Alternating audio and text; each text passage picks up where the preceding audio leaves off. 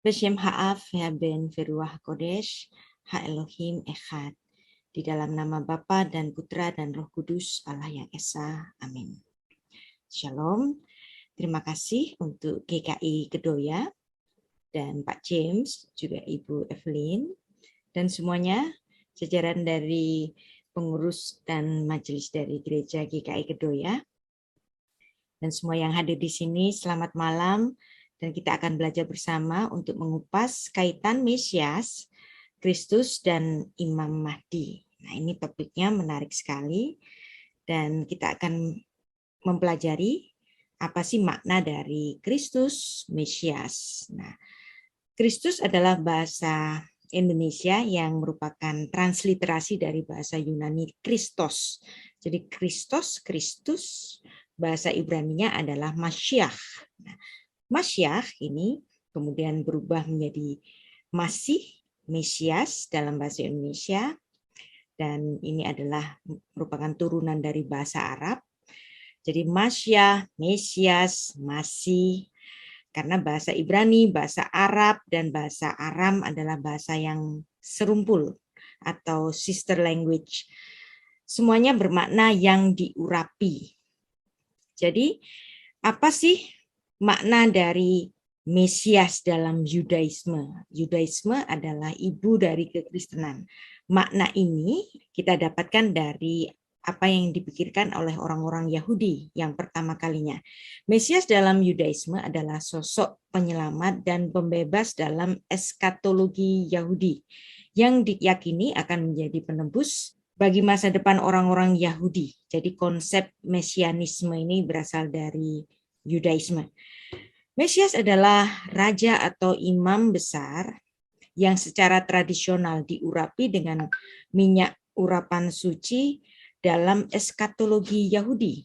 Mesias adalah calon raja Yahudi dari keturunan Daud yang diharapkan akan memulihkan kembali kerajaan Daud atau yang dipimpin oleh Salomo. Nah, jadi Mesias yang diharapkan, konsep Mesias yang sekarang ini ada, yang beredar sekarang ini, adalah konsep Mesias setelah pembuangan dari Babel. Oknumnya itu disebut dengan Malcha Meshicha. Ini adalah bahasa Aram. Malcha Meshicha artinya adalah Raja Mesias. Nah, tapi sebelum kita masuk pada konsep Mesias yang sudah berkembang, mari kita memahami apa sih sebenarnya Mesias yang awalnya yang dipahami di dalam Alkitab kita. Nah, kita harus mengetahui bahwa ada gelar-gelar Mesias kepada tokoh-tokoh Perjanjian Lama. Jadi, coba kita buang dahulu pemahaman yang sudah berkembang itu, kita masuk kepada pemahaman awalnya dulu. Pemahaman awalnya dulu adalah satu gelar yang diberikan kepada banyak tokoh dalam Perjanjian Lama. Siapa di antara mereka? Di antara mereka adalah para imam Israel. Jadi para imam itu disebut Mesias. Kenapa para imam itu disebut Mesias? Karena para imam ini inaugurasinya, pengukuhannya, penahbisannya itu dengan urapan. Misalnya kita dapatkan dalam kitab Torah, Imamat 4 ayat 5. Imam yang diurapi. Hakohen Hamashiach bahasa Ibrania. Hakohen Hamashiach di sini. Nah, jadi imam yang diurapi. Jadi para imam dalam Perjanjian Lama, para imam besar dalam Perjanjian Lama, semuanya adalah Mesias. Jadi Mesias itu bukan merujuk kepada satu oknum yang sekarang ini ditunggu-tunggu, tapi konsep awalnya itu adalah istilah yang dikenakan kepada banyak orang, termasuk para imam di sini, karena inaugurasinya diberikan dengan upacara pengurapan dengan minyak. Imam yang diurapi, Hamasiyah, itu harus mengambil sebagian dari darah lembu itu lalu membawanya ke dalam kemah pertemuan. Jadi kita sudah mendapatkan bukti dalam kitab Torah bahwa imam Perjanjian Lama disebut Mesias. Kemudian ada lagi dalam Keluaran 29 ayat 7. Kenapa kok mereka itu disebut sebagai Mesias? karena mereka diinaugurasi atau ditabiskan dengan minyak urapan. Apa minyak urapan dalam bahasa Ibrani-nya? Minyak urapan dalam bahasa Ibrani itu shemen hamishcha. Nah, shemen hamishcha. Dari kata mishcha di sini nanti timbul kata hamasyah. Jadi di sini kita dapat melihat bahwa ada banyak orang disebut dengan Mesias. Di antaranya adalah para imam. Kemudian raja-raja Israel itu pun disebut dengan Mesias. Sebab mereka ketika ditabiskan itu juga melalui pengurapan minyak. Misalnya dalam 1 Samuel 2 ayat 10. Orang yang berbantah dengan Tuhan akan dihancurkan. Dan mereka ia mengguntur di langit. Tuhan mengadili bumi sampai ke ujung-ujungnya. Ia memberi kekuatan kepada raja yang diangkatnya. Dan meninggikan tanduk kekuatan orang yang diurapinya. Orang yang diurapinya ini siapa? Meshiho, dari kata Masyiah, terus dengan akhiran O, berarti Mesiasnya. Siapa Mesias Tuhan di sini? Siapa yang diurapi Tuhan di sini? Itu merujuk kepada raja yang diangkatnya. Jadi artinya para raja dalam perjanjian lama, para raja Israel dalam perjanjian lama, mereka semuanya adalah Mesias. Tapi kemudian setelah pembuangan di Babel, konsep Mesias ini kemudian bergeser. Kenapa kok bisa bergeser? Nah ini contohnya itu dalam Daniel 9 ayat 25. Maka ketahuilah dan pahamilah dari saat firman itu keluar, yakni bahwa Yerusalem akan dipulihkan dan dibangun kembali sampai pada kedatangan seorang yang diurapi. Anda lihat di sini Daniel 9 ayat 25 menubuatkan ada seorang yang diurapi. Seorang yang diurapi di sini ini membuat konsep Mesias setelah pembuangan di Babel menjadi berubah. Seorang yang diurapi ini siapa? Seorang raja. Ada 7 kali 7 masa dan 62 kali 7 masa lamanya kota itu akan dibangun dan bla bla bla. Nah ini saya nggak membahas 7 kali 7 masanya, tetapi saya masih membahas tentang istilah Mesias itu kemudian dikenakan kepada Mesias yang dijanjikan. Jadi Mesias-Mesias perjanjian lama yang dahulu sebelum pembuangan di Babel itu merupakan konsep Mesias yang lain. Konsep setelah pembuangan di Babel mereka merindukan pada Mesias yang dijanjikan. Ini adalah Mesias eskatologis yang merupakan sosok yang diurapi dan ini dijanjikan Allah untuk memulihkan kejayaan kerajaan Israel seperti pada pemerintahan Daud dan Salomo. Ada juga nubuat dari Nabi Yesaya. Ini dikenakan pada pembuangan di Babel. Nabi Yesaya pada Yesaya 45 ayat 1 memberikan gelar Mesias. Perhatikan di sini. Gelar Mesias yang diberikan kepada orang non-Yahudi. Nah, artinya gelar Mesias ini tidak eksklusif bagi raja Mesiasnya orang Yahudi, enggak, ya. Karena Mesias di sini dikenakan kepada seorang yang bernama Kores. Dia adalah raja Persia yang kemudian juga menguasai Babilonia. Dan raja Kores ini, Kores yang agung, itu berkuasa pada sekitar tahun 590 sampai 529 sebelum Masehi. Nah, ini disebut sebagai Mesias juga. Di mana dituliskan? Yesaya 45 ayat 1. Beginilah firman Tuhan. Inilah firmanku kepada orang yang kuurapi. Limshiho. Kepada dia yang diurapinya. Arti harfiahnya ini. Siapa yang diurapinya di sini?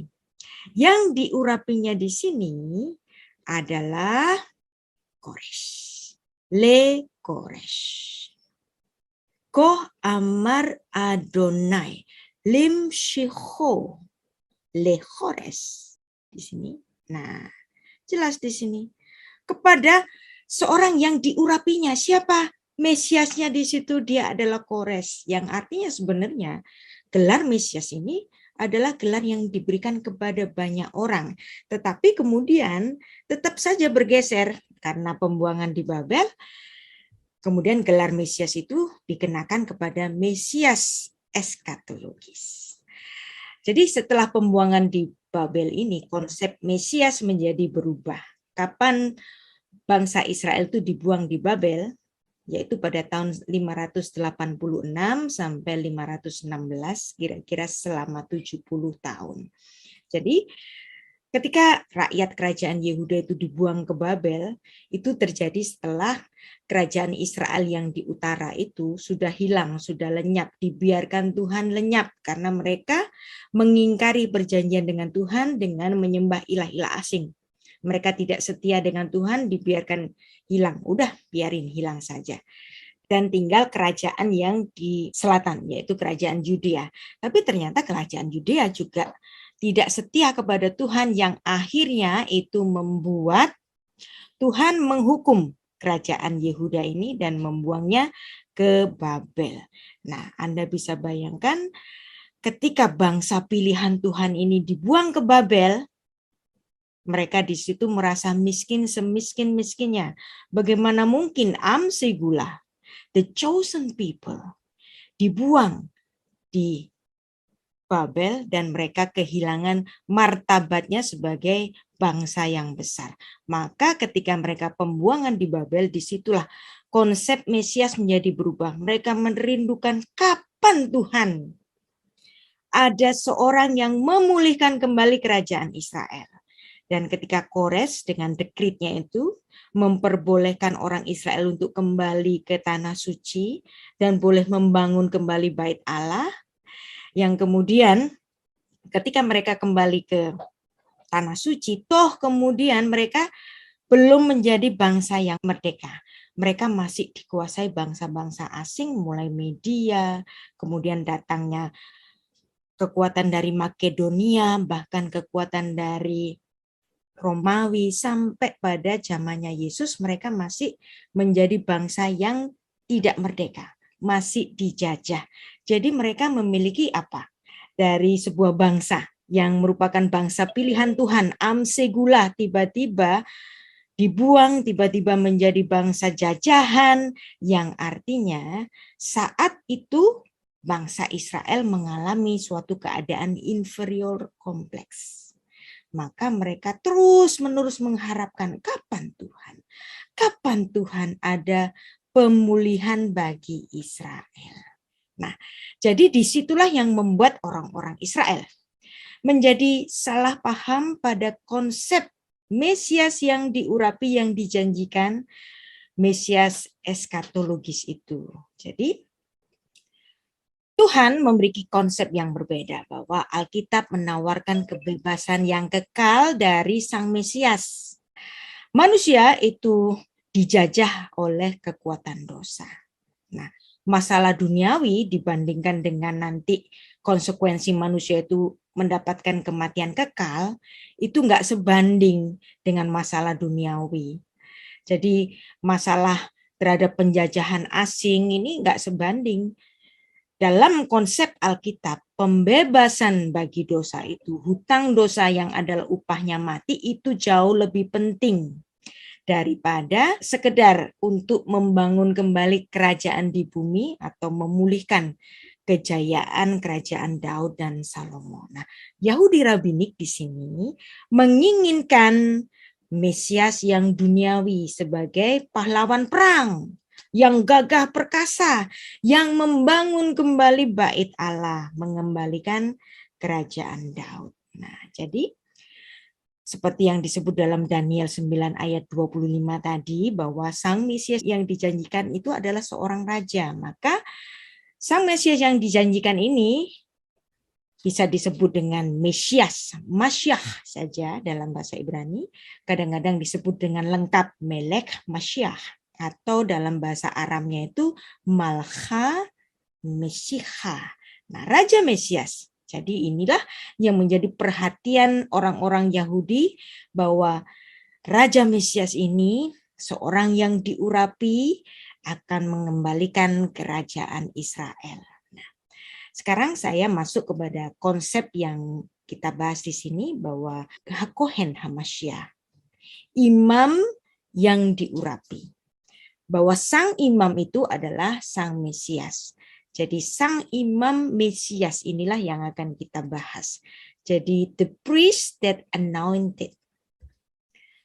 Sekarang apa yang dimaksud dengan kepercayaan saudara kita umat muslim tentang Al-Mahdi? Sebenarnya ini konsepnya hampir mirip saja. Nah, mereka pun masih berdebat apakah Al-Mahdi ini diberikan kepada Muhammad atau diberikan kepada Isa. Itu enggak ada di dalam pembahasan kita malam ini. Kalau mereka memiliki konsep-konsep tersendiri terhadap Al-Mahdi, ya silahkan. Ya.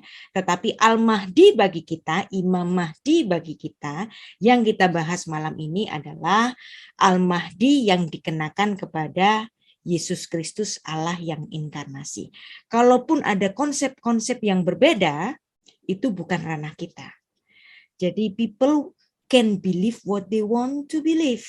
Itu namanya freedom of faith. Jadi kalaupun terdapat perbedaan-perbedaan walaupun namanya mirip-mirip, ya silahkan. Itu tidak ada di dalam ranah dalam pelajaran kita malam ini.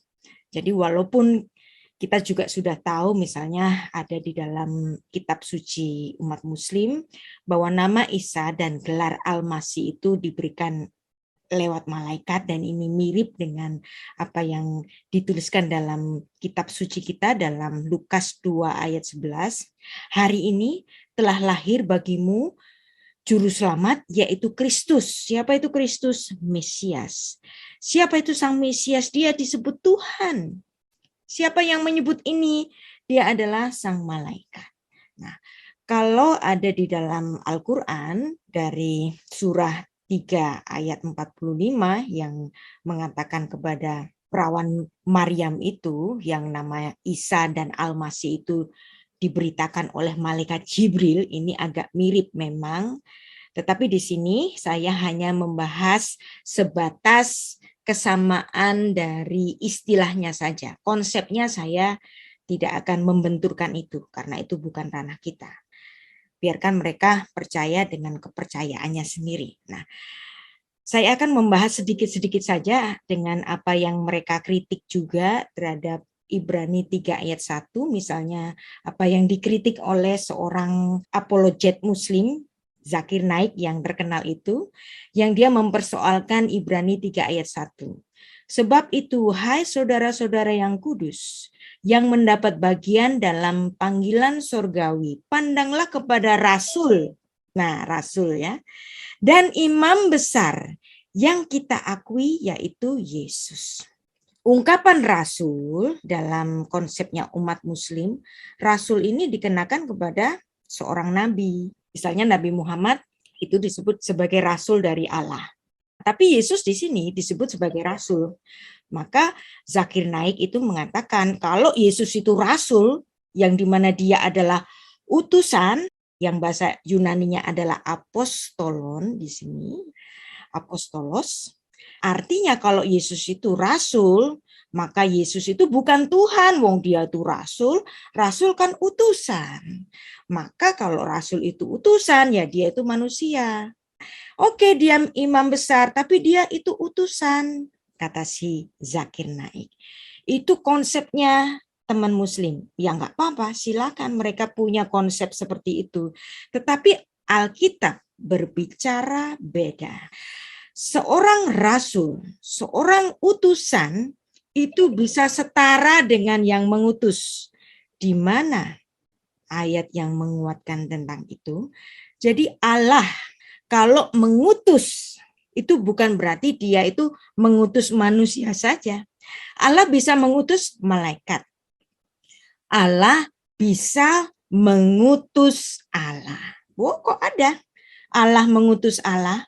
Kalau Ibrani 3 ayat 1 itu dipersoalkan umat muslim yang mengharuskan Yesus itu manusia saja gara-gara dia adalah utusan, dia tidak membaca konsep Alkitab yang lain, misalnya bahwa sang rasul itu, sang utusan itu bisa Allah mengutus Allah.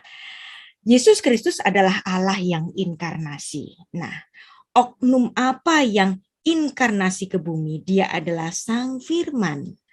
Jadi ada di dalam Alkitab suatu bukti di mana Allah itu mengutus Allah, yaitu di mana Allah mengutus firman-Nya.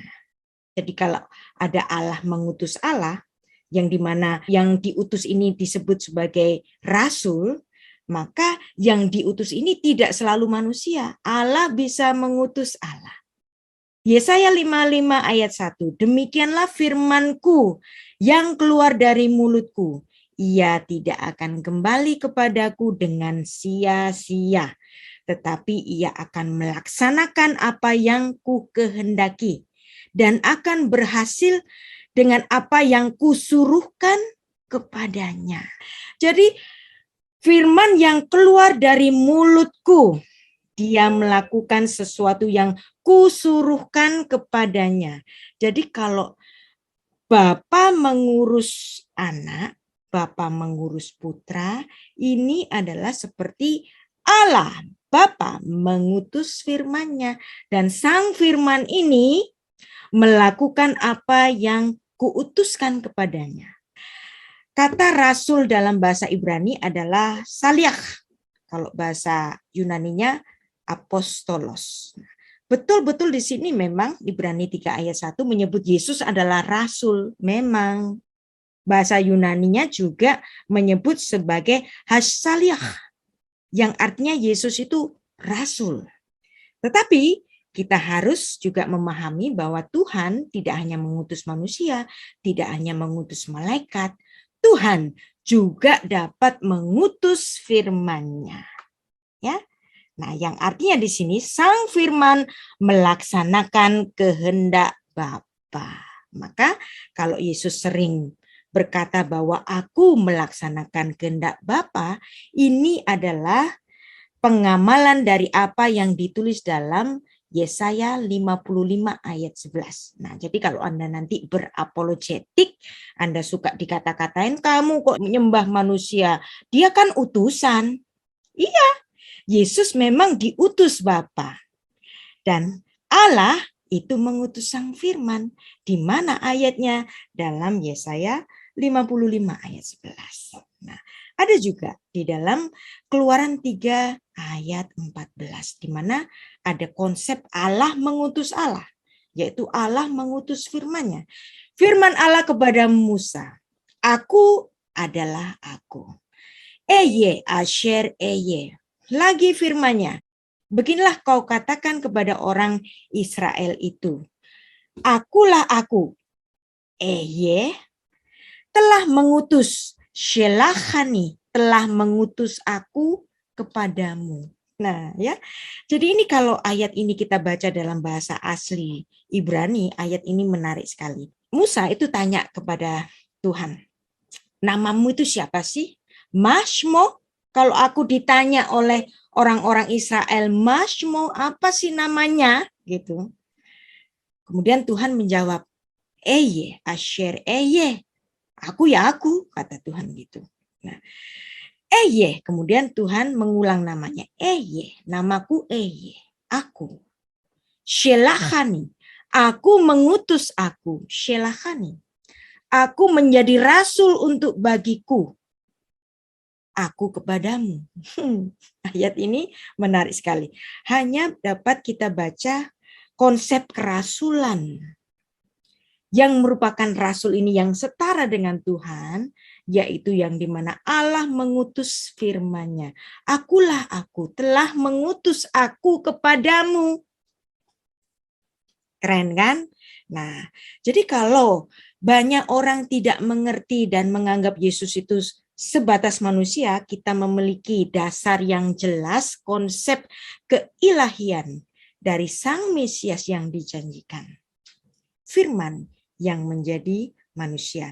Allah mengutus firman-Nya. Dan firman itu adalah Allah. Di mana ayat yang menguatkan kita semua juga sudah tahu. Yohanes 1 ayat 1. Pada mulanya adalah firman. Firman itu bersama-sama dengan Allah dan firman itu adalah Allah. Nah, ayat ini kalau Anda baca dalam bahasa Ibrani Keren banget. Bereshit haya hadafar. Vehadafar hayah et ha Elohim. Veha Elohim hayar hadafar. Ya. Pada mulanya adalah firman. Dan firman itu adalah Allah. Allah itu adalah firman itu. Kalau dibaca secara harfiah dalam naskah Ibrani-nya. Jadi sang firman adalah Allah. Yohanes 1 ayat 1. Dan sang firman ini pada mulanya bersama-sama dengan Allah, dan segala sesuatu dijadikan oleh Dia, dan tanpa Dia tidak ada satupun yang telah jadi dari segala yang dijadikan. Yang dimana di sini firman itu adalah Allah. Yohanes 1 ayat 3 menyebut bahwa sang firman itu adalah sang pencipta. Hakol niyah al yado, segala yang terjadi itu oleh karena perbuatan tangannya. Umi baladai lonia. Tanpa dia tidak ada yang terjadi. Kol ashernia. Segala yang ada tanpa tangannya. Nah, ini juga ada penguatnya juga dalam Perjanjian Lama bahwa sang firman yang bersama-sama dengan Allah, dan firman itu adalah Allah. Ini bukan firman biasa. Firman itu memiliki kuasa. Anda baca di sini Mazmur 33 ayat 6 dan 9. Oleh firman Tuhan, langit telah dijadikan oleh nafas mulutnya. Segala tentaranya. Bidifar Adonai Shamayim naasu uferuah pif kol sefaam. Jadi firman Tuhan ini memiliki kekuatan untuk apa? Menciptakan segala sesuatu. Ayat 9. Sebab dia berfirman, maka semuanya jadi. Dia memberi perintah, maka semuanya ada. Maka dengan firman ini semuanya menjadi ada. Oleh karena itu ada pujian yang sangat indah sekali dituliskan dalam Yohanes 1 ayat 3. Segala sesuatu dijadikan oleh Dia, dan tanpa Dia tidak ada sesuatu pun telah jadi dari segala apa yang dijadikan. Nah, kita sekarang membaca dari kesaksian penulis Ibrani dalam Ibrani 6 ayat 20, di mana Yesus Kristus telah masuk sebagai perintis bagi kita ketika Ia menurut peraturan Melkisedek menjadi imam besar sampai selama-lamanya. Kita masih di sini ya. Tentang pemahaman imam besar kepada Yesus Kristus yang disebut sebagai Kohen Gadol, sebagai imam besar agung. Nah, jadi imam besar tugasnya itu apa sih? Tugasnya adalah sebagai pengantara. Imam besar boleh masuk ke dalam ruang maha suci, dan di situ dia menjadi pengantara antara umat dengan Allah. Dia mengucapkan doa-doa syafaat kepada Allah. Jadi doa syafaat hanya diucapkan oleh imam besar, terutama pada hari raya Yom Kippur. Tugas dari imam besar ini kemudian digenapi oleh Yesus Kristus, yang dimana dia menjadi penggenap dari sang mediator itu. 1 Timotius 2 ayat 5 menyebut mediator. Jadi Yesus Kristus adalah imam besar sekaligus mediator atau pengantara. Karena Allah itu Esa, dan Esa pula dia yang menjadi pengantara antara Allah dan manusia, yaitu manusia Yesus Kristus. Maka kalau dia menjadi sang pengantara, maka dia harus menjadi manusia untuk menjadi pengantara yang agung, yang berbicara kepada Tuhan, mengucapkan doa-doa syafaat. Maka di situ dia bertindak sebagai sang pengantara, sang imam besar ini, sebagai mesites atau dalam bahasa Ibraninya adalah hasarsur. Imam besar agung atau sang pengantara pada zaman Perjanjian Lama telah ada pengantara, mediator, para nabi termasuk imam. Ibrani 1 ayat 1 sampai 2. Setelah pada zaman dahulu Allah berulang kali dalam pelbagai cara berbicara kepada nenek moyang kita dengan perantaraan nabi-nabi. Maka pada zaman akhir ini, ia telah berbicara kepada kita dengan perantaraan anaknya, yang telah ia tetapkan sebagai yang berhak menerima segala yang ada oleh dia. Allah telah menjadikan alam semesta.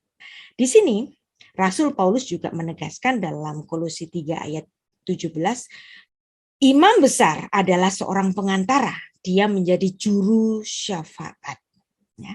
Dan segala sesuatu yang kamu lakukan dengan perkataan atau perbuatan, lakukanlah semuanya itu di dalam nama Tuhan Yesus sambil mengucap syukur oleh Dia kepada Allah Bapa kita. Nah, ini kalau Anda baca dalam naskah bahasa Ibrani-nya, ini menarik sekali. Yang dimana sang imam besar itu kalau berdoa itu selalu mengangkat tangan. Dalam naskah bahasa Ibrani-nya itu menulis begini. Vehodu, dan kalian bersyukurlah kepada Allah Lelohim Avinu, kepada Allah Bapa kita. Al-Yado, yang ditunjukkan kepada tangan dari Yesus Kristus.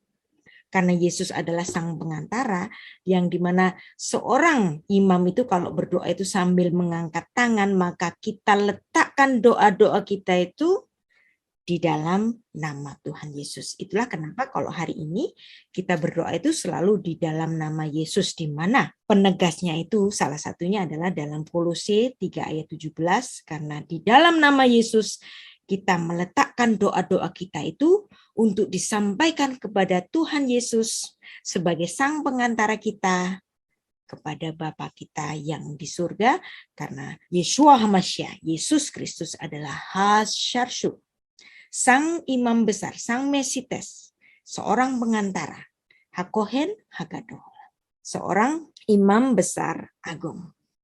Yesus Kristus telah melakukan korban darahnya sendiri satu kali untuk selamanya, dan karena kehendaknya inilah kita, orang-orang yang percaya ini, telah dikuduskan satu kali untuk selama-lamanya oleh persembahan tubuh Yesus Kristus. Ibrani 4 ayat 14.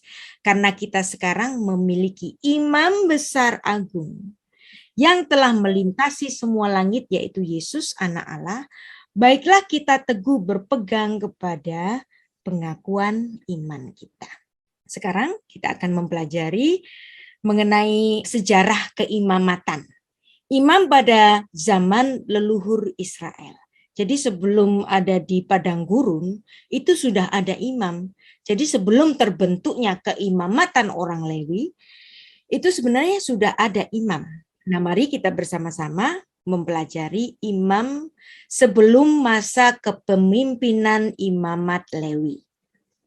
Nah, imamat Lewi itu adalah keturunan Israel.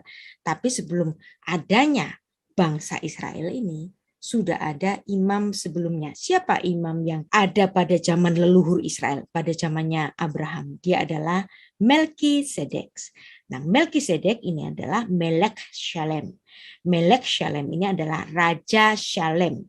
Nah, kalau kita artikan secara harfiah berarti dia adalah Raja Shalom. Nah, nanti ini akan ada hubungannya dengan nubuat dari Nabi Yesaya dalam Yesaya 9 ayat 5. Tapi sebelum itu kita akan mempelajari siapa itu Melkisedek. Kenapa keimamatan Yesus Kristus disebut sebagai keimamatan menurut peraturan Melkisedek. Apa dasarnya? Maka kita harus mengenal dulu siapa sih itu Melkisedek. Nah, kita baca Kejadian 14 ayat 17 sampai 20. Setelah Abram kembali mengalahkan Kedorlaomer dan para raja yang bersama-sama dengan dia, maka keluarlah Raja Sodom menyongsong dia ke lembah Syawe, yakni lembah raja. Nah, ayat 18 menarik. Melkisedek, Raja Shalem, Raja Shalom, membawa roti dan anggur. Ia seorang imam Allah yang maha tinggi. Nah, jadi ia adalah imam dari Elohim yang maha tinggi. Elohim pencipta alam semesta. Lalu sang imam ini, Melkisedek ini, memberkati Abram. Wow. Jadi ada seorang imam pada masa Abram. Katanya, diberkatilah kiranya Abram oleh Elohim yang Maha Tinggi, El Elyon, pencipta langit dan bumi, yang artinya Raja Salem ini penyembah dari Allah Israel. Atau juga ada yang menyatakan bahwa Melkisedek ini adalah penjelmaan atau teofani di Perjanjian Lama. Penjelmaan Allah dalam bentuk manusia, yaitu Melkisedek. Nah, itu suatu penafsiran. Ayat 20. Terpujilah Allah yang Maha Tinggi yang telah menyerahkan musuhmu ke tanganmu. Lalu Abram memberikan kepadanya 1/10 dari semuanya itu. Karena Abram menang perang, dia mendapatkan banyak rampasan, 10% dari rampasannya itu diserahkan kepada imam dari Allah yang Maha Tinggi ini, El Elyon, yaitu Melkisedek. Siapa itu Melkisedek? Dia nggak ditulis silsilahnya, tapi dia tiba-tiba ada menjadi imam besar. Nah, ada yang menafsirkan bahwa Melkisedek ini adalah teofani. Apa itu teofani? Teofani adalah penampakan Allah pada Perjanjian Lama. Atau ada yang mengatakan bahwa Melkisedek ini adalah Kristofani, penampakan Kristus pada Perjanjian Lama. Enggak apa-apa ya, namanya juga tafsir. Boleh dipercaya, boleh enggak. Ya. Jadi ada tafsir yang mengatakan bahwa Melkisedek ini adalah teofani atau Kristofani. Tapi ada juga satu naskah yang ditemukan pada Gua Qumran yang menyatakan bahwa Melkisedek ini adalah seorang hakim. Yaitu pada satu naskah fragmen, naskah yang robek dari Gua 11 di Qumran yang menggambarkan bahwa Melkisedek ini adalah hakim yang ditentukan Allah di pengadilan sorgawi atas dasar Mazmur pasal 77 dan ayat-ayat berikutnya, yaitu Mazmur 82 ayat 1 yang menyebutkan bahwa Melkisedek ini termasuk hakim. Dalam pandangan Yahudi Rabinik ini juga menarik. Siapa itu Melkisedek? Orang Yahudi Rabinik mengatakan bahwa Melkisedek adalah Sem putra Nuh. Jadi Sem putra Nuh ini kemudian menjadi raja di Salem, di mana itu ditulis dalam literatur Yahudi dalam Nedarim 32b. Ada juga penafsiran dari Rashi yang ditulis dalam komentari dari Kejadian 14:18 bahwa pandangan Yahudi Rabinik kembali menyatakan bahwa Melkisedek adalah Sem putranya Nuh, yang dimana Sem ini adalah nenek moyang, bapak leluhur dari Abraham itu sendiri. Bapak leluhur dari Abraham, dia adalah imam besar agung. Jadi ini menunjukkan bahwa memang imam itu posisinya lebih tinggi daripada yang diberkati. Bolehlah, karena dia memang adalah Sem yang merupakan leluhur dari Abraham sendiri. Dan juga ada literatur-literatur yang lain yang menyatakan bahwa Melkisedek adalah Sem. Kalau seandainya Melkisedek itu adalah Sem, masa seorang imam itu nggak disunat? Nah, menurut penafsiran orang Yahudi lagi-lagi dalam Bereshit Raba 43 menyatakan bahwa Melkisedek itu terlahir sudah disunat, maka dia bisa menjadi imam. Nah, ini lagi-lagi juga penafsiran. Anda boleh terima, boleh juga enggak, namanya juga wawasan. Nah, tentang pemahaman bahwa Melkisedek adalah Sem, itu bisa jadi benar. Melkisedek adalah Sem, kalau Sem itu adalah putra dari Nuh, yang dia itu kelahirannya setelah Nuh berumur 500 tahun, dan umur dari Sem ini adalah 602 tahun, sampai ke sini 602 tahun, lalu dia mati di sini. Abraham itu kira-kira lahirnya itu di sini, ya. Jadi setelah masa Sem kan, karena dia adalah anaknya Tera, di sini Abraham. Nah, ketika Abraham itu menghadap kepada Melkisedek yang adalah Sem, ini bisa jadi benar. Karena itu terjadi kira-kira pada masa-masa sebelum ini. Pada masa-masa sebelum ini. Jadi bisa jadi Abraham itu bertemu dengan Sem, yang dimana Sem ini adalah Melkisedek. Ada juga penafsiran yang lain, yaitu dalam tulisan seorang Arab, Syahid Aben Betrik, yang mengatakan bahwa Melkisedek ini adalah Peleg, jadi putra dari Peleg. Mungkinkah itu? Atau Melkisedek ini adalah Peleg itu sendiri? Mungkin nggak sih? Nah, kalau seandainya Melkisedek ini adalah putra dari Peleg atau Pelegnya sendiri, ini bisa jadi nggak terjadi. Karena Peleg itu mati pada umur 239. Kalau dia itu misalnya anaknya Reu, Melkisedeknya itu Reu, bisa jadi juga benar. Tapi orang Yahudi lebih melihat bahwa Melkisedek itu adalah Sem, karena Sem umurnya panjang, kemungkinan bertemu dengan Abraham itu dalam kurun waktu ini itu bisa jadi benar. Nah, ini tafsir, Anda boleh menerimanya, boleh enggak.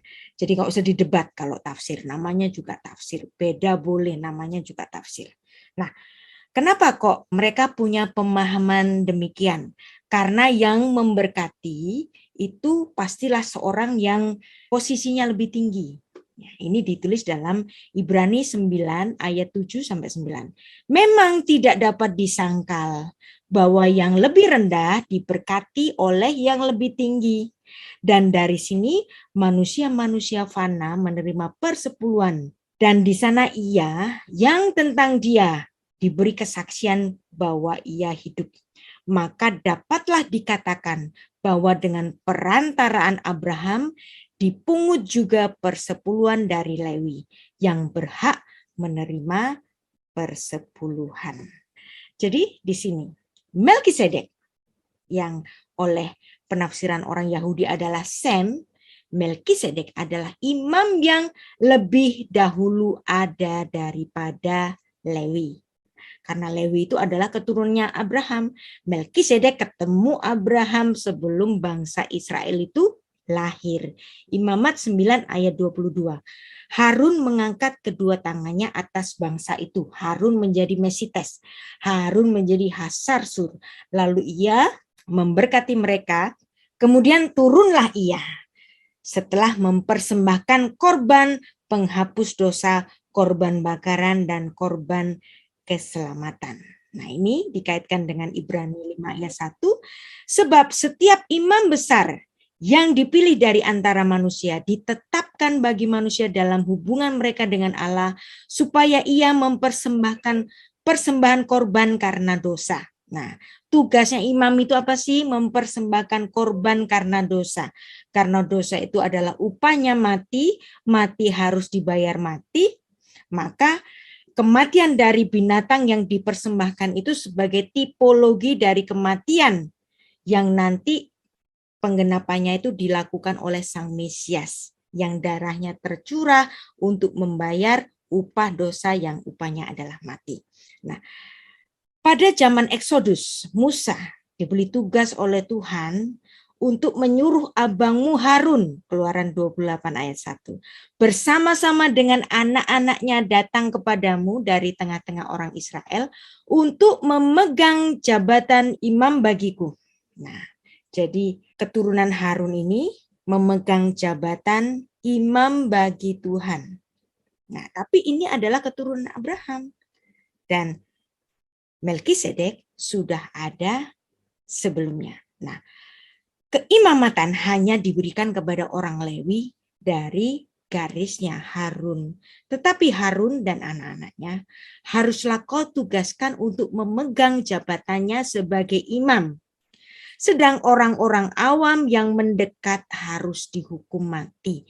Yang artinya di luar garis keimamatan Lewi, di luar garisnya Harun, kalau orang mau nyoba-nyoba jadi imam, itu dia harus dihukum mati. Enggak boleh dari keturunan selain Lewi itu menjadi imam.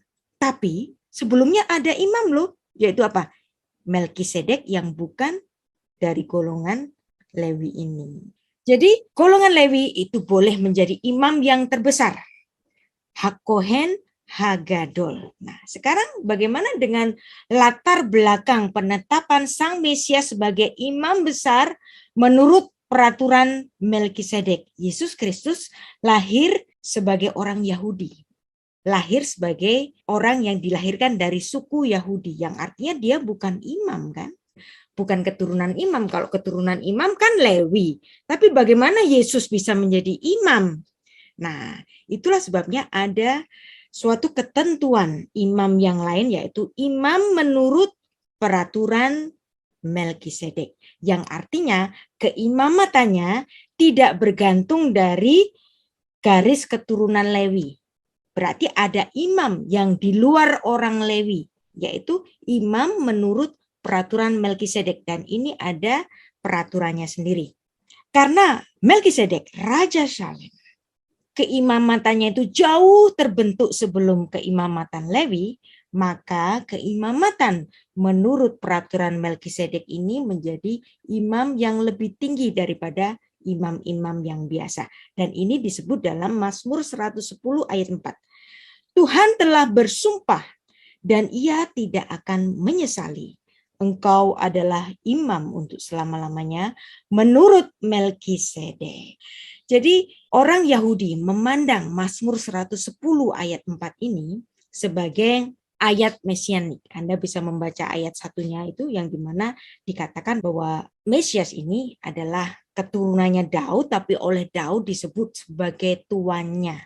Nah, dan sang tuan ini adalah imam besar menurut peraturan Melkisedek menurut Mazmur 110 ayat 4. Seperti yang dituliskan oleh Daud. Daud seorang imam juga. Daud seorang imam. Imam menurut peraturan Melkisedek. Jadi raja-raja Israel kuno boleh juga disebut dengan imam. Maka kalau penyebutan di sini, Matius 1 ayat 1, inilah silsilah Yesus Kristus, anak Daud, anak Abraham. Anak Daud di sini karena Daud adalah seorang imam juga menurut peraturan Melkisedek, maka Yesus di sini juga imam menurut peraturan Melkisedek. Sefer Toledot, Yeshua Hamashiach ben David ben Abraham. Nah, penyebutan nama Daud di sini itu juga menyebutkan dia sebagai keturunan raja, dia juga keturunan dari imam menurut peraturan Melkisedek. Dan dia juga keturunan dari Abraham, bapak orang berimam. Nah, ada satu hal yang menarik. Kok bisa sih Daud itu juga disebut sebagai imam? Di mana ayatnya? Ada. Jadi kita nggak boleh sembarangan ngomong. Semua harus ada dasarnya. Karena kita selalu membaca ayat secara pesyat. Membaca ayat secara harfiah, jujur, lurus, apa adanya. Jadi Daud dan keturunannya adalah golongan imam-imam menurut peraturan Melkisedek. Di mana buktinya? Yaitu dalam 2 Samuel 8 ayat 18. Benaya ben Yoyada menjadi panglima orang Kreti dan orang Pleti. Anak-anak Daud, di sini Anda baca, menjadi imam. Jadi di sini kita membaca 2 Samuel 8 ayat 18, terjemahan bahasa Indonesianya itu jauh lebih bagus daripada terjemahan King James. Ya. Terjemahan King James itu diterjemahkan sebagai chief ruler di sini. Di sini seolah-olah menyembunyikan keimamatan dari kohennya Daud ini. Barangkali penerjemahnya saat itu menganggap aneh. Loh, kok Daud, kok putra-putra Daud kok disebut imam? Ini salah kali, gitu kan. Nah, padahal itu betul, benar-benar betul. Maka terjemahan bahasa Indonesia untuk ayat ini jauh lebih bagus daripada terjemahan bahasa Inggris. Kan ada banyak tuh, orang itu sering ngata-ngatain terjemahan bahasa Indonesia, salah lah, terus nggak tepat lah. Tapi untuk 2 Samuel 8 ayat 18 ini, terjemahan bahasa Indonesia lebih tepat daripada terjemahan bahasa Inggrisnya. Karena ayat bahasa asli Ibrani itu betul-betul menulis Uvene David. Kohanim. Jadi keturunan dari Daud itu adalah golongan imam, kohanim, betul-betul ditulis sebagai imam. Lah kok di sini cuma diterjemahkan sebagai chief ruler? Karena penerjemahnya ini takut salah barangkali, gitu kan? Enggak dong. Masa Daud ini imam? Betul. Jadi Daud dan keturunannya adalah golongan imam menurut peraturan Melkisedek. Raja itu juga dirujuk sebagai imam. Jadi 2 Samuel 8 ayat 18 mengukuhkan terhadap tulisan Daud sendiri, yaitu Mazmur 110 yang disebut oleh orang Ibrani sebagai Mazmur Mesianik. Itulah sebabnya Ibrani 6 ayat 20, karena Yesus adalah keturunan Daud, di mana Yesus telah masuk sebagai perintis bagi kita. Ketika ia menurut peraturan Melkisedek, Mazmur 110 ayat 4, dan juga bukti dari 2 Samuel 8:18, Yesus adalah imam besar menurut peraturan Melkisedek. Jadi Yesus Kristus adalah Kohen Gadol Leolam Aldifrati Melkisedek. Jadi Yesus oleh peraturan Melkisedek dia dikukuhkan sebagai imam, yaitu imam di luar keturunan Lewi. Paham di sini? Nah, jadi Mesias yang dijanjikan, dia adalah raja, dia sekaligus imam. Kalau cuma raja saja tapi bukan imam, itu bukan Mesias yang dijanjikan. Maka dia harus raja sekaligus imam. Nah, kalau raja itu kan bukan orang Lewi. Garis kerajaan itu ada di dalam garis Yehuda. Tapi bagaimana garis kerajaan ini bisa menjadi imam? Maka harus ada peraturan yang mengaturnya, yaitu apa? Peraturan Melkisedek. Ibrani 8 ayat 1. Inti segala yang kita bicarakan itu ialah kita memiliki imam besar yang demikian, yang duduk di sebelah kanan tahta yang maha besar di surga. Jadi konsep Malcha Mesiha, raja yang diurapi, kapan sih ada? Nah, kalau Anda membaca Proto Evangelium, yaitu Kejadian 3 ayat 15 yang disebut oleh Bapak Gereja Irenaeus sebagai Injil yang pertama, berita Injil yang pertama, yang dimana pada saat Daud jatuh ke dalam dosa, pada saat itu pula Tuhan memberikan satu nubuatnya yang besar bahwa akan ada keturunan perempuan yang akan membereskan dosa.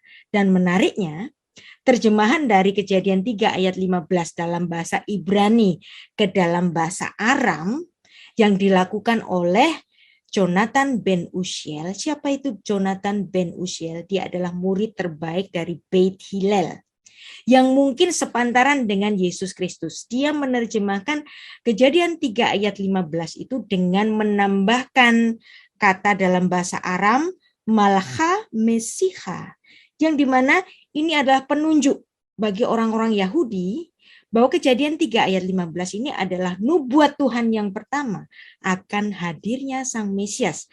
Maka Jonathan ben Uziel menambahkan penafsiran-penafsiran para rabi yang dimana Mesias yang dijanjikan itu sudah dinubuatkan Allah sejak di Taman Eden, yaitu Kejadian 3 ayat 15.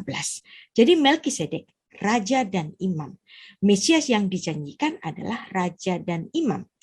Ada sesuatu yang menarik, kayaknya tebak-tebakan, tapi sebenarnya ini adalah sesuatu yang menarik. Ketika Yesus mengajar di Bait Allah, Tuhan memberikan kuis kepada para ahli Taurat, orang-orang Farisi itu. Pada suatu kali ketika Yesus mengajar di Bait Allah, ia berkata bagaimana ahli-ahli Taurat itu dapat mengatakan bahwa Mesias adalah anak Daud. Kan Yesus tanya, siapa itu Mesias? Orang-orang Farisi dan para ahli-ahli kitab itu mengatakan, Mesias adalah anak Daud. Dan kemudian Tuhan Yesus mengatakan, bagaimana kalau Mesias itu anak Daud dan Daud menyebut keturunannya itu sebagai tuannya. Mazmur 110 ayat 1. Ini menarik sekali. Jika Daud menyebut dia adalah tuannya, bagaimana mungkin dia anaknya pula? Kuis ini sangat menarik. Jawabnya sebenarnya gampang, tapi gampang-gampang susah. Mazmur 12 ayat 37. Daud sendiri menyebut dia tuannya.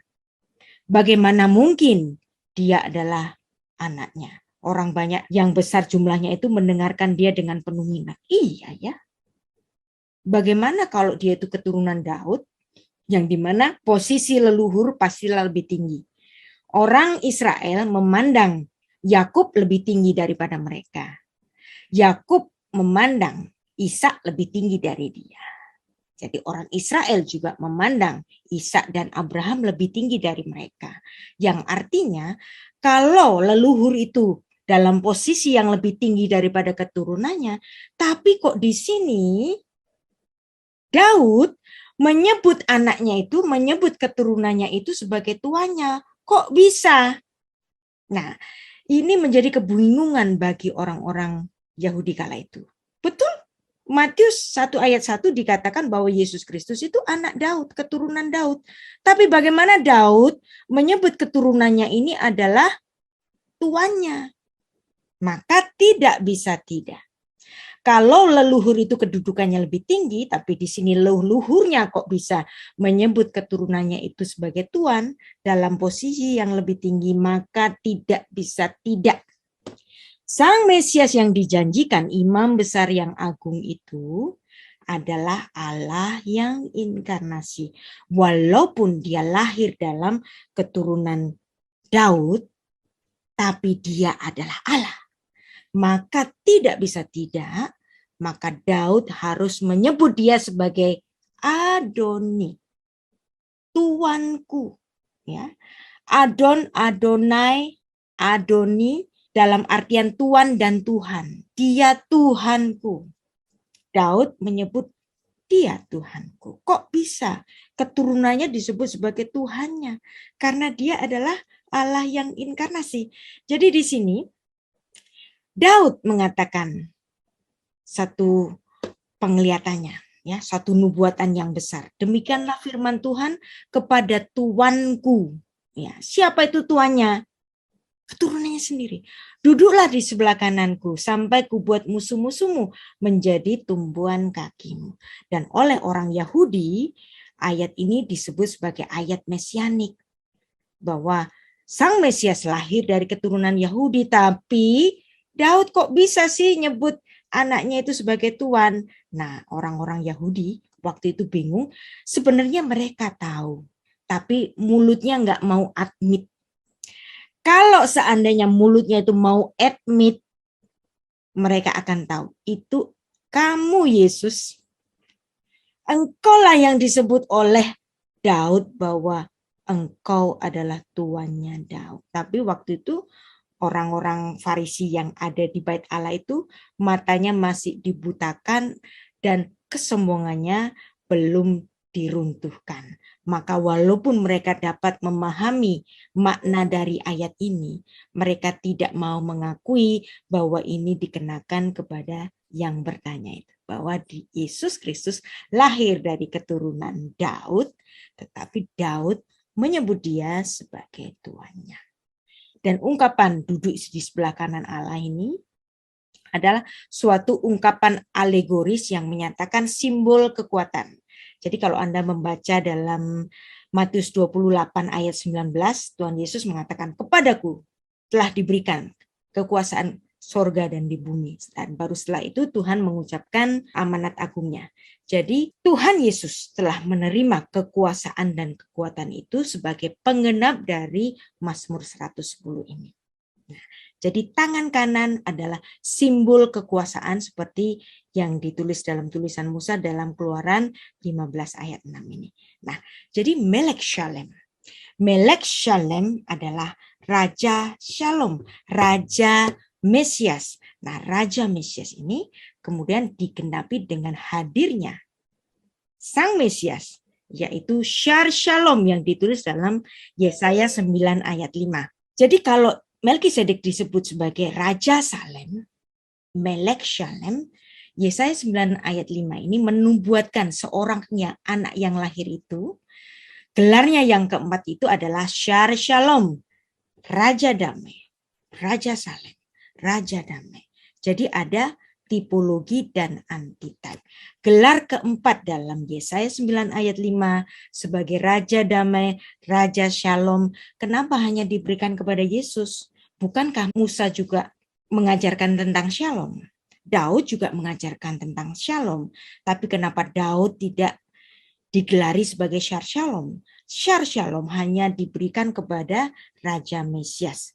Karena Yesus sang imam besar ini mempersembahkan darahnya sendiri di ruang Maha Suci dan dia sebagai pengantara yang mendoakan umat ini sebagai juru syafaat dan dia membawa korban darahnya sendiri.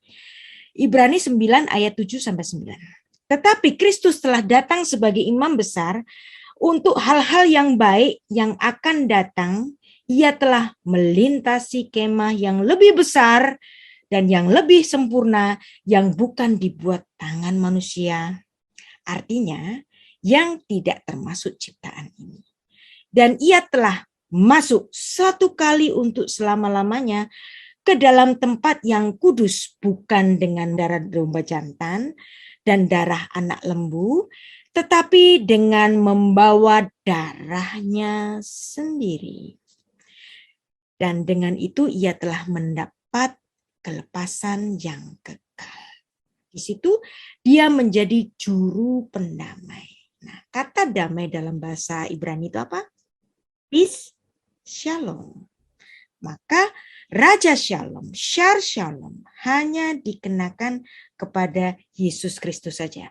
Nah, apa yang ditulis dalam Ibrani pasal 9 ini, latar belakangnya adalah upacara Yom Kippur, yang dimana dalam upacara Yom Kippur itu imam besar mempersembahkan darah korban binatang. Tetapi penggenap dari Yom Kippur ini, yaitu imam besar agung kita, yaitu Yesus Kristus, dia mempersembahkan darahnya sendiri satu kali untuk selama-lamanya sebagai jalan pendamaian. Kenapa harus ada pendamaian? Kenapa harus ada pelunasan? Karena ini adalah untuk memenuhi hukumnya Tuhan sendiri yang Tuhan sudah ucapkan dalam Kejadian 2 ayat 17. Tuhan memberikan warning kepada Adam, semua buah yang ada di taman ini boleh kamu makan buahnya. Tapi yang di tengah-tengah itu, pohon yang di tengah-tengah itu yaitu pohon pengetahuan yang baik, yang jahat, jangan kau makan buahnya darinya. Pada saat engkau memakannya, pada saat engkau melanggarnya, pada saat engkau berdosa, pastilah engkau mati. Nah, pada saat engkau berdosa, pastilah engkau mati. Yang artinya upah dosa adalah mati. Maka dari ayat ini, ya, kemudian ada satu midras dari Rasul Paulus yang mengatakan upah dosa adalah mati. Jadi Roma 6 ayat 23 memiliki dasar dalam Kejadian 2 ayat 17.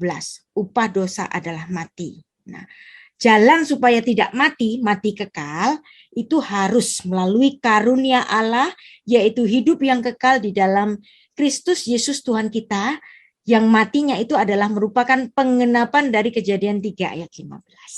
Maka Roma 6 ayat 23 ini adalah suatu midras, suatu penjelasan dari kitab Torah yang sangat luar biasa, mencakup 2 ayat yang sangat mendasar, yaitu Kejadian 2 ayat 17 dan Kejadian 3 ayat 15. Upah dosa adalah maut.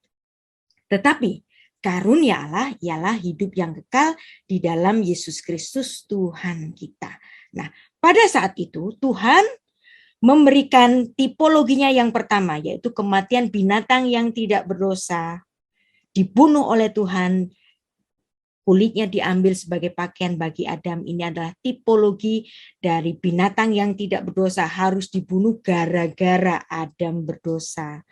Adam yang berdosa upahnya mati, mati dibayar mati dengan kematian binatang saat itu, dan ini menjadi suatu tatanan liturgi ibadah orang Israel, harus mempersembahkan korban terus-menerus sampai nanti digenapinya kematian Sang Mesias di Yerusalem, yang kematiannya itu menjadi penggenap pelunas dari semuanya itu. Jadi cara bebas dari mati, mati dibayar mati. Kalau di Taman Eden divisualkan dengan kematian anak domba yang tidak berdosa, kulitnya diambil bagi pakaian bagi Adam, nanti penggenapannya kematian anak domba Allah. Nah, itulah sebabnya dalam ibadahnya orang Yahudi itu hampir segala sesuatu disucikan menurut hukum Taurat dengan darah. Tanpa penumpahan darah tidak ada pengampunan. Ibadah sakramental itu adalah cara dari ibadahnya orang Israel dilakukan terus-menerus sampai nanti Yesus Kristus mati di kayu salib. Maka agama Yahudi dan agama Kristen adalah agama sakramen religion. Karena ada seorang yang mati sebagai pembayar dosa itu. Nah, Yesus sebagai kapora, sebagai pendamai dari dosa itu. Nah, kalau saya mau lanjutkan sebagai penggenap dari gelar Yesus Kristus sebagai Shar Shalom, jadi kata Shalom itu bisa berarti peace yang mendamaikan hubungan antara manusia dengan Tuhan sejak di Taman Eden terpecah gara-gara Adam berdosa. Siapa yang mendamaikan? Yang mendamaikan adalah Yesus Kristus, Shar Shalom, Raja Shalom. Nah, kata Shalom itu juga bermakna lain lagi. Jadi yang pertama artinya adalah peace atau mendamaikan. Makna kedua adalah melunasi. Nah, kata melunasi dalam bentuk binyan PL, silem, kemudian ada satu kata-kata yang sangat luar biasa. Ini biasa kita dengar dengan kata tetelestai. Nah, tetelestai ini kan bahasa Yunani. Kan Yesus itu orang Yahudi. Yesus nggak mungkin ngomong bahasa Yunani di kayu salib karena dia adalah orang Yahudi. Pastilah bicara bahasa Ibrani atau bahasa Aram. Anda coba bayangkan, tetelestai dalam bahasa Ibrani itu apa? Tetelestai dalam bahasa Ibrani itu adalah nishlam. Nah, nishlam adalah bentuk pasif dari kata shilem. Nishlam itu sudah diperdamaikan. Itu sudah dilunasi. Maka sang pelunas ini adalah Yesus Kristus. Itulah sebabnya dalam Kolose 2 ayat 14 sampai 15 ini menyatakan demikian. Dengan menghapuskan surat hutang. Upah dosa adalah maut. Jadi hutang dosa adalah kematian. Kematian itu sudah dibayar secara lunas dengan kematiannya di kayu salib, maka pantaslah ketika di kayu salib itu Tuhan mengatakan apa? Itu sudah dilunasi. Dan menarik juga Yohanes Pembaptis menunjuk kepada hidungnya Yesus. Yohanes 1 ayat 29. Lihatlah anak domba Allah yang menghapus dosa dunia. Karena dia yang menghapuskan. Karena dia yang melunasi dosa dunia yang upahnya adalah mati kematian kekal. Maka Yesus ketika mempersembahkan darahnya satu kali untuk selamanya, dia mengatakan tetelestai. Bahasa Yunani kan? Tapi coba bahasa Ibraninya apa? Nishlam. Itu sudah diperdamaikan. Itu sudah shalom. Maka hanya Yesus satu-satunya Raja Shalom. Ini adalah bahasan dari buku saya, bab yang ke-22. Dan ini adalah sebagai penggenap dari apa yang sudah dituliskan Nabi Yesaya dalam Yesaya 9 ayat 5. Maka tidak bisa tidak. Hanya Yesus saja, sang pembawa darahnya sendiri untuk dipersembahkan sebagai pendamaian itu. Maka Yesus adalah sang imam besar agung kita. Dia adalah sang Mesias sekaligus sebagai juru perantara kita, juru syafaat, dan yang mempersembahkan darahnya sendiri untuk melunasi hutang dosa kita.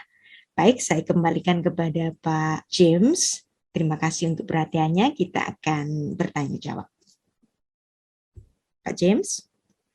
Ya, terima kasih banyak Bu Rita untuk pemaparannya, luar biasa sekali ini. Sampai kita tidak menyadari sudah melewati waktu ya Bu ya.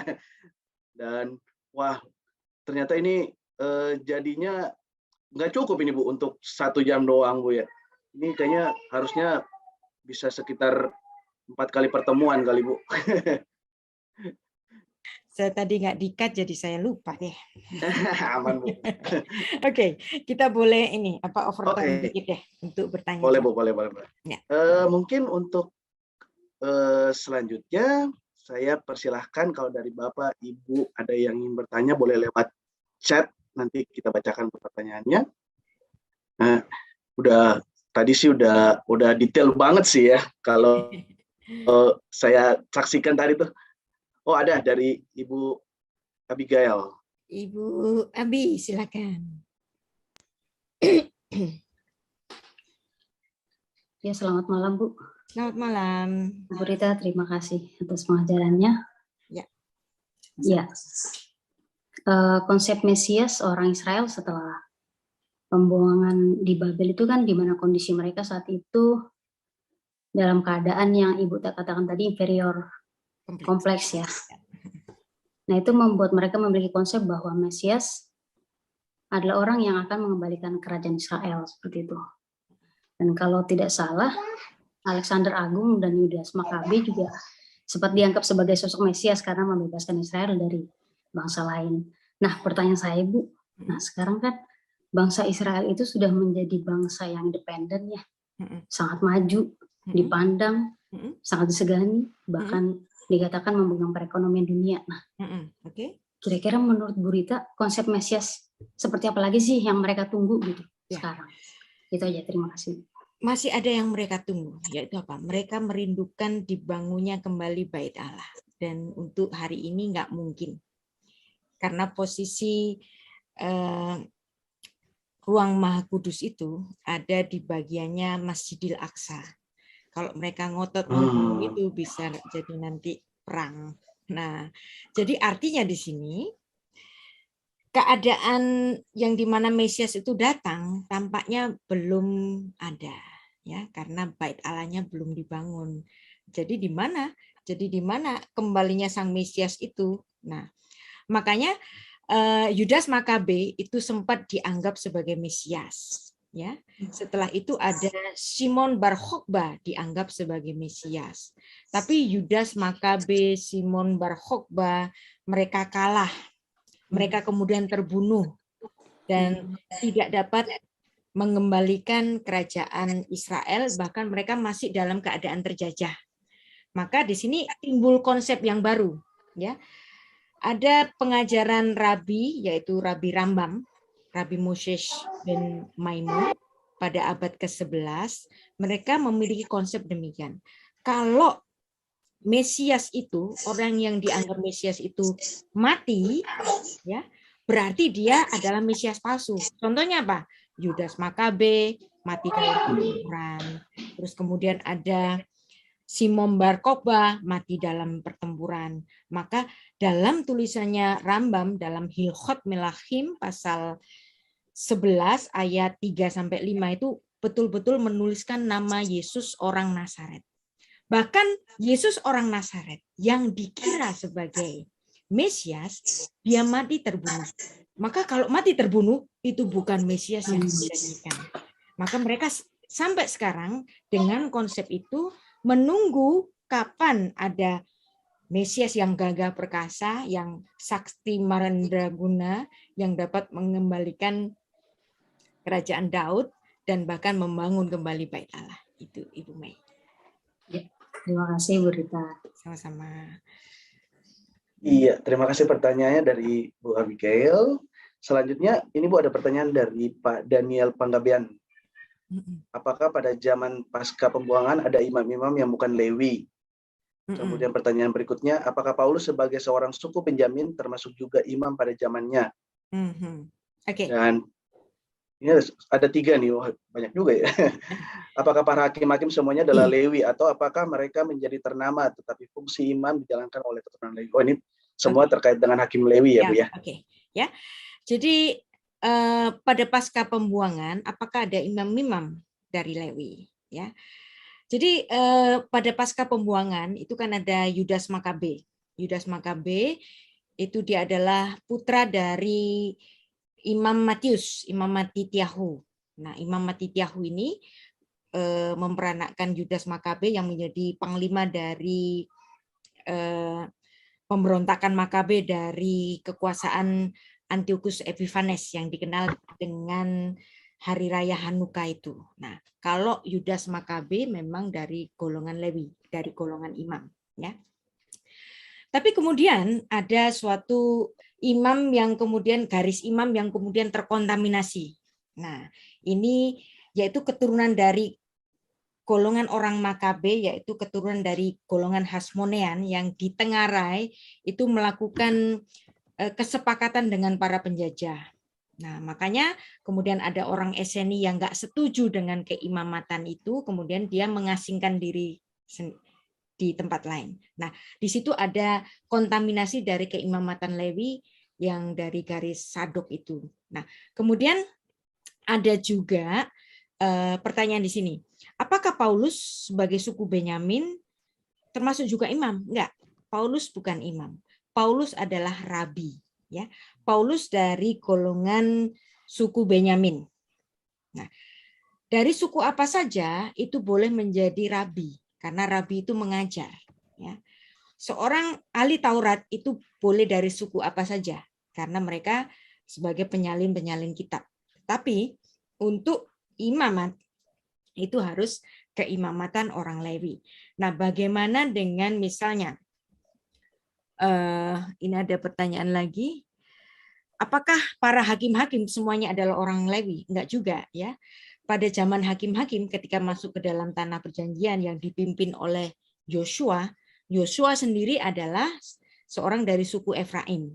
Dan kemudian nanti Anda akan melihat ada Deborah. Deborah itu dari suku Yehuda, bisa menjadi hakim. Hakim bisa jadi dari suku apa saja, tetapi keimamatan itu selalu dari Lewi. Itu jawaban saya. Oke, terima kasih banyak, Bu. Mungkin untuk pertanyaan terakhir kali ya, Bu, ya, dari Pak Dian. Boleh, Pak Dian? Silakan Pak Dian. Selamat malam, Bu. Selamat malam, bertemu lagi. Ya, saya mau tanya, Ya. sekali banyak minta maaf. Oke. Tadi Ibu mengatakan mengenai ungkapan alegoris tentang duduk di sebelah kanan Allah, ya, seperti dalam ayat itu disebut lambang-lambang atau simbol-simbol kekuasaan. Tapi bagaimana soal di Kisah Rasul pasal 7 ayat yang ke 55-56 itu, Bu? Stefanus yang melihat Yesus berdiri sebelah kanan Allah. Itu kan kalau menurut literatur, kalau kita menurut bahasa Indonesia kan seringkali orang rancu. Oh, berarti di surga itu ada Allah dan ada Yesus. Tapi bagaimana dengan literatur ini? Ya. Terima kasih, Bu. Nah, kita harus melihat bahwa apa yang dilihat oleh Stefanus di situ adalah suatu penglihatan yang dalam ranah pikirannya manusia, dan kita juga bisa memparalelkan itu dalam kitab Wahyu yang dimana Rasul Yohanes sendiri melihat dua tahta Allah dan anak domba. Nah, ini kadang-kadang itu yang disebut ini juga bisa diparalelkan dalam Daniel pasal 7 ayat 13. Ya, coba Anda bacakan Daniel pasal 7 ayat 13. Yang dimana ada yang lanjut usianya memberikan kekuasaan kepada Kefarnesa. Jadi apa? Kepada anak manusia. Nah, kepada anak manusia ini seolah-olah ada dua tahta. Nah, kalau Anda membaca, ada banyak tadi yang saya berikan ilustrasi, ada Yesus, ada Bapa, kemudian di atasnya ada burung merpati. Nah, itu adalah satu ilustrasi dari Daniel 7 ayat 13. Dan memang agak susah untuk membahasakan alam roh. Ya, dalam pikiran kita seolah-olah ada dua tahta, berarti Tuhannya lebih dari satu dong. Nah, inilah yang biasanya itu dipersoalkan oleh teman-teman Muslim, bukan? Nah, tapi konsep kita adalah Trinitas adalah Allah yang Esa, yaitu Bapa dan Putra dan Roh Kudus, yang memiliki hakikat yang sama, tiga pribadi. Nah, hal ini hanya dapat kita pahami bukan dengan konsep pemikiran harfiah manusia. Jadi walaupun ditulis seolah-olah Stefanus itu melihat Yesus ada di sebelah kanannya Tuhan, tapi ini juga bisa kita artikan bahwa Yesus sebagai pemegang kekuasaan di surga. Seperti yang Tuhan Yesus firmankan dalam Matius 28 ayat 19, kepadaku telah diberikan kekuasaan sorga dan di bumi. Ini juga dalam maksud aku ini ada di sebelah kanan Bapa. Itu Pak Dian. Baik, terima kasih banyak Bu Rita untuk jawabannya. Pak Dian udah ya Pak ya?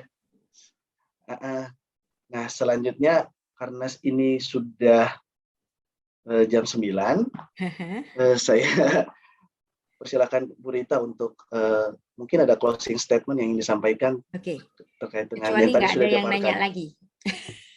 Udah sih Bu. Sudah nggak ada yang nanya lagi. Oke. Siap. Mungkin saya harap ini sudah jelas, atau mungkin Anda malah bingung, jadi nggak tahu mau nanya apa nih. Gitu. Oke. Kita sudah mempelajari mengenai hubungan antara Kristus, Mesias. Kristus adalah transliterasi bahasa Yunani ke dalam bahasa Indonesia, Kristos, Kristus. Mesias adalah juga transliterasi dari bahasa Ibrani, Masyiah menjadi Mesias. Jadi Kristus dan Mesias adalah kata yang sinonim, yaitu yang diurapi. Nah, yang diurapi ini adalah Sang Imam Besar Agung, Imam Mahdi. Dan memang konsep Perjanjian Lama, Sang Imam ini disebut Mesias. Karena inaugurasi dari Sang Imam itu selalu dengan minyak urapan, sehingga dia juga disebut sebagai Mesias. Raja pun disebut sebagai Mesias, karena inaugurasi dari Raja juga melalui pengurapan. Nah, ternyata Mesias ini juga dikenakan kepada orang yang dipakai Tuhan. Orang asing, yaitu siapa? Kores. Kores pun disebut sebagai Mesias. Tetapi konsep Mesias yang eskatologis, yang ditunggu-tunggu oleh orang Yahudi, adalah Mesias yang mengembalikan kerajaan Daud dan Salomo, kejayaannya itu, dan juga pembangunan kembali Bait Allah. Jadi kalau kita sedang menanti kedatangan Mesias yang kedua kalinya, orang Yahudi menanti kedatangan Mesias yang pertama kalinya. Jadi nanti saya pernah cerita juga, pernah guyonan gitu dengan seorang rabi. Apa sih perbedaan antara aku dan kamu, orang Kristen dan orang Yahudi rabbinik ini? Kan kita lagi nungguin Mesias, sama-sama lagi nungguin Mesias kan? Kalau kamu nungguin Mesias datang kedua kalinya. Kalau aku nunggu Mesias yang datang pertama kalinya. Seandainya nanti Mesias yang datang itu namanya Yehoshua, gitu, si Rabi ini nanya, aku akan nanya deh, ini kedatanganmu yang pertama atau yang kedua? Gitu. Yang artinya sebenarnya konsep Yahudi dan Kristen ini sebenarnya sama, hanya saja ada tafsiran-tafsiran yang berbeda, tetapi sesungguhnya kita menanti Mesias yang sama. Itulah. Dan mempelajari Alkitab dalam wawasan Ibrani ini bukan untuk menjadikan Anda menjadi Yahudi, tetapi untuk menggali Alkitab lebih dalam lagi. Kiranya ini menjadi berkat bagi kita semuanya. Amin. Terima kasih banyak, Bu. Oke. Bapak Ibu semua, terima kasih banyak untuk kehadirannya di malam ini. Dan di minggu depan nanti kita ada seri Sehat Bersama Teman lagi dengan tema Kamis Putih dengan pemantiknya Pendeta Esther Pujo Widiasi. Dan itu nanti seperti biasa tanggal 8 April jam 7:30 malam. Nanti bisa diakses lewat Zoom dan juga YouTube dari GKI Kedoya. Dan kegiatan kita di malam ini sudah selesai. Untuk menutup dengan doa, saya meminta kesediaan dari Bu Evelyn untuk membawakan kita dalam doa. Boleh, Bu Evelyn? Ya, terima kasih James, Bu Rita, terima kasih, sangat clear sekali. Ibu Bapak, terima kasih kehadirannya. Mari kita menutup dalam doa. Kami bersyukur kepadamu ya Allah, karena Engkau telah mengirimkan Ibu Rita bagi kami malam ini, sehingga kami bersama-sama dapat mendalami Alkitab yang Tuhan sudah anugerahkan bagi kami. Biarlah kami mempunyai semangat untuk semakin mengenal Alkitab yang Tuhan beri kepada kami, sehingga kami semakin peka terhadap rancangan Tuhan, terhadap suara Tuhan, dan kami dapat dibangun terus menjadi para pelaku firman itu sendiri. Kami mau memohon Tuhan berkatilah Ibu Rita untuk segala kebaikan yang sudah Dia tunjukkan kepada kami semua, untuk kemurahan hatinya. Biarlah kiranya kasih dan damai Tuhan melingkupi Ibu Rita, sehingga dalam setiap kehidupannya dimanapun Tuhan tempatkan, dia beroleh kemampuan untuk membawakan kedamaian dan kesukacitaan bagi sekitarnya. Malam ini kami bersama-sama akan berpisah dan kami akan beristirahat. Kami mau menyerahkan seluruh hidup kami kepadamu, karena kami tahu Engkau adalah Allah yang dapat kami percayai. Di dalam nama Tuhan kami Yesus Kristus, kami alaskan doa ini. Amin. Terima kasih Ibu Bapak, selamat malam. Terima kasih semuanya. Terima kasih yang sudah Terima hadir, kasih Ibu Evelyn, Pak James, Pak Dian, Ibu Lita, halo, Ibu Sinta dan semuanya. Ya, halaman ini akan ditutup. Terima kasih.